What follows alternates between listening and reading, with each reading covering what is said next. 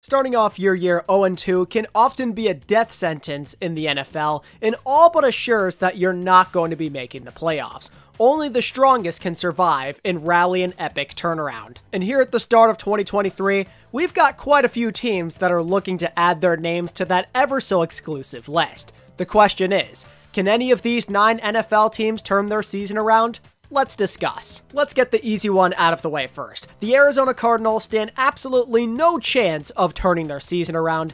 They're in the Caleb Williams sweepstakes right now, and they genuinely just have nothing to play for aside from pride. The only good news that maybe gives you some hope for the few Cardinals fans out there is that they have looked rather competitive in their first couple of weeks. They've shown fight. They're not going down without giving it their all, and honestly, Josh Dobbs hasn't looked as bad as any of us thought he would, especially in that Giants game in the first half. He showed some great effort and that he is here to stay. But things won't exactly get any easier from here. The Commanders and Giants aren't exactly the hardest opponents out there, and as their schedule gets more difficult, they're probably going to get blown out more. They don't really have the tools to compete with any competent teams, and it would take an absolute miracle for them to win more than a couple of games. Next, we have the Chicago Bears, who actually did have some expectations on the air, but so far have shown no signs of life, just as we saw 1 year prior. The expectations were wildly high for no reason in my opinion, but regardless, Justin Fields was supposed to take a big jump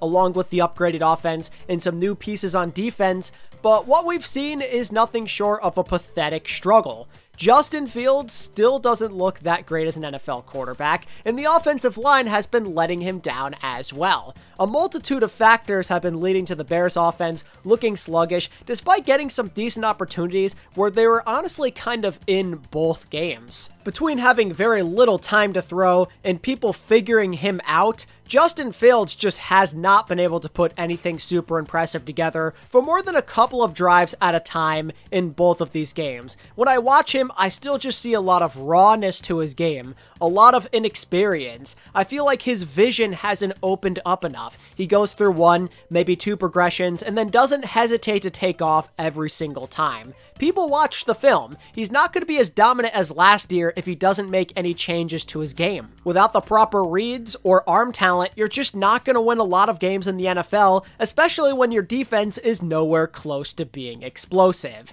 If the Bears want to turn their season around and things don't look great, it's going to depend largely on Justin Fields progressing at a very rapid rate. If he can't figure it out, if he can't get into rhythm, the Bears are screwed. The Carolina Panthers are up next, and hopes for them also aren't that high. Their defense has been keeping them in games, which has been impressive, but with a rookie quarterback, the hopes are not super high for them. This is the first year of their new situation, of their new rebuild, of their new core, hopefully building around their franchise quarterback of the future. And typically in NFL seasons, outside of a couple of specific scenarios, the #1 overall pick goes to a pretty garbage team, and they're just not going to be good in their first year. There's going to take a lot of adjustments between the new QB and figuring out the rest of the team around him. I do believe that the Panthers will eventually start winning some games as Bryce Young gets a bit more comfortable and the defense continues to put out some decent performances, but they've suffered some injuries recently, and realistically with the number of points they're putting up on the board early,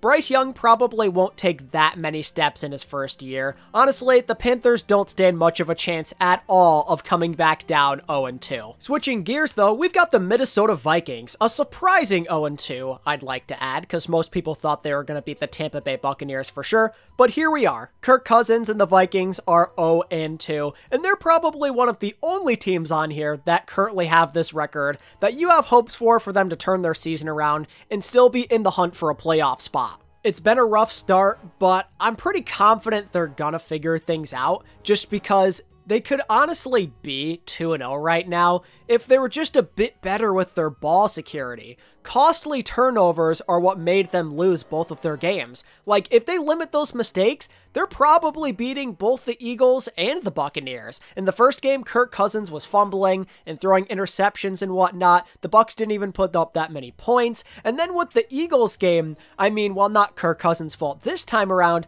Justin Jefferson losing the ball and having that touchback literally costed them the game. In all likelihood, they score a touchdown there, and at that point, they're probably going to win that game. If not, it's going to be even closer than what we saw.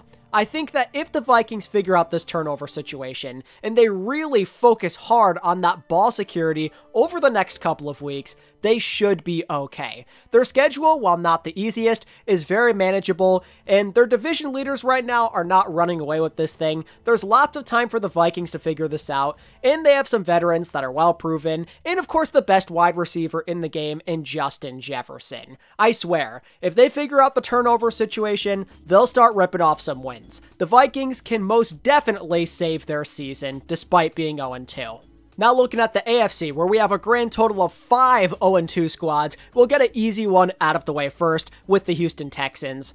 The answer to this one is an obvious no in terms of if they can make a comeback. They just aren't strong enough as a unit. They can't really compete on either side of the ball. This is the first year of their rebuild, just like with the Carolina Panthers, but they're arguably even worse off as there's a lot of mysteries, a lot of super young players trying to prove themselves and develop. You have a young quarterback who looks like he's starting to build a connection with some of his receivers, but it's still very raw in form, and it's going to take at least 1 year for everybody to figure this thing out. So most likely, the Houston Texans are looking at a pretty rough season. There's no real chance for them to turn things around, especially because every other team in their division is definitely better than them. But as for the future, maybe things are brighter than we think.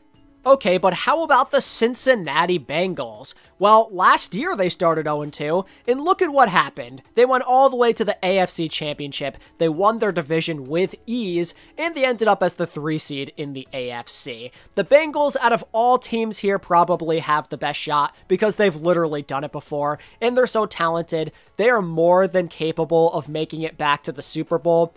But there's a few things that worry me. The primary thing being Joe Burrow's health. That is going to indicate if they have any kind of chance. Can he really get back into shape and be okay? The first few weeks he didn't look right, and apparently he still has some lingering issues going on. And if that continues, the Bengals might end up falling short, as they maybe suffer a couple of hard losses here and there for the rest of the year. That might be the thing that does them in, Joe Burrow's health. If he can't be on there, they're obviously screwed. He is their star player. They need their leader. Without him, they are just going to go down sinking with the rest of the ship. And because you started off 0-2 without giving him that rest, now you have to rush him to come back and keep on having him play, which could only further screw up his injury status, so the Bengals have to play this very carefully. They could maybe try and give him a week off, but starting off 0-3 really might screw you over just because of how strong the AFC is. But on the other side of it,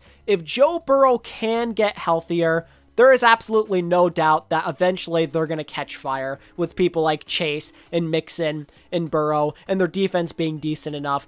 They have it in them. They just have to make that offense be a bit less sluggish. So to answer the question, yes, the Bengals still can turn their season around. It's not too late, but their chances may not be that high just because this year feels a bit different with Joe Burrow's health being a serious question mark. Speaking of orange teams, the Denver Broncos are starting off this year 0-2. Where in a way it's felt like nothing has changed and they're the same old, but at the same time they did show some massive signs of life in that Commanders game where they finally put up more than 16 points. At least in the first half of that game, Russell Wilson was showing more of his old self. He's been showing a lot of good flashes this year. He's been throwing for more yards. He's been getting the ball downfield more, but still there's an execution issue going on. The Broncos are a first half team. They only give you 30 minutes of good football based off the small sample size that we have so far. In the second half, they disappear and they put up pretty much no points whatsoever, and they let their opponents claw their way back in. This has to change. The offense has to catch fire right out of the gates at the beginning of second halves if they want to turn this sucker around. And I kind of have some faith that they can, just because it's not the same coaching situation as last year, and their receiver situation should be getting healthier as these next couple of weeks go by. And Russell Wilson, again, if his confidence keeps on going back up, he's going to start having some really good games like we saw back during his Seattle days. Their defense is also more than talented enough. It's just a matter of if they can come back in a very tough AFC. I'd like to say they have a chance. I'm going to say yes, but it's not super high. Now, from one AFC West squad to the other, the LA Chargers also come out of the gates at a sluggish 0-2. They lost 2 super winnable games back-to-back against the Miami Dolphins and the Tennessee Titans in overtime, and it just feels like typical Chargers football. Offensively, they're definitely there, but the defense has been letting them down even more than usual, as they even made Ryan Tannehill look like a competent NFL quarterback after looking terrible against the Saints 1 week prior. How can you expect to win if you're letting literally anybody step over you? If you're letting these average to mediocre level quarterbacks do whatever they want to you,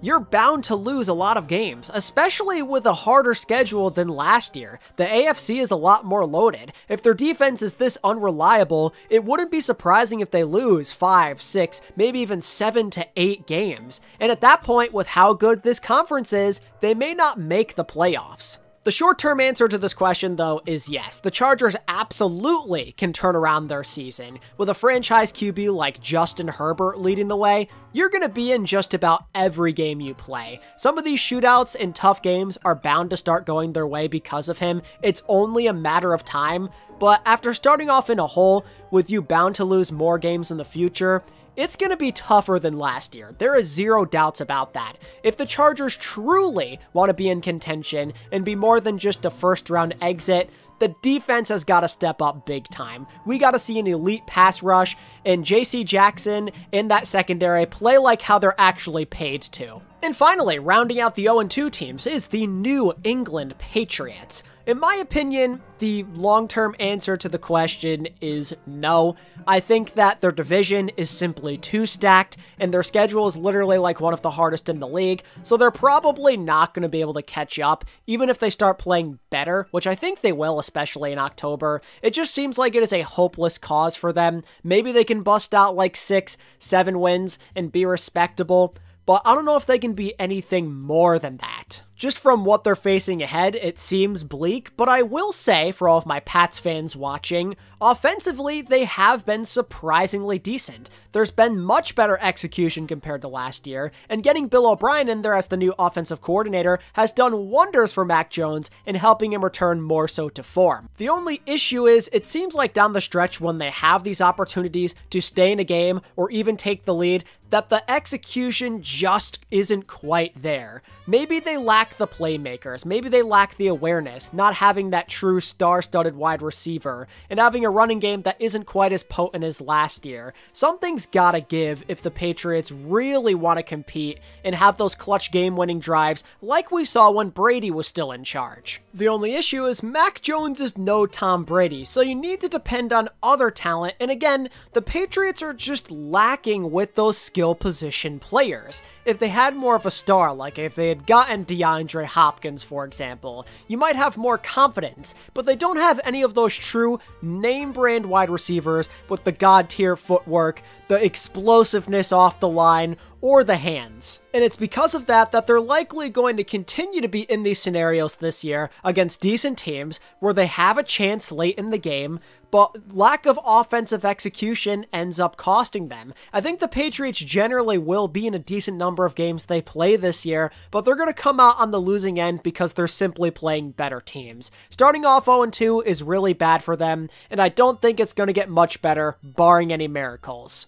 And there you have it, ladies and gentlemen. That is, in my opinion, how all 9 0-2 teams' chances stack up of turning around their season before it's too late and digging themselves out of this hole. We've got a good mix in the bag, but maybe your opinion differs. I'd love to hear it down in the comments below. And of course, make sure to like this video and subscribe for more NFL content.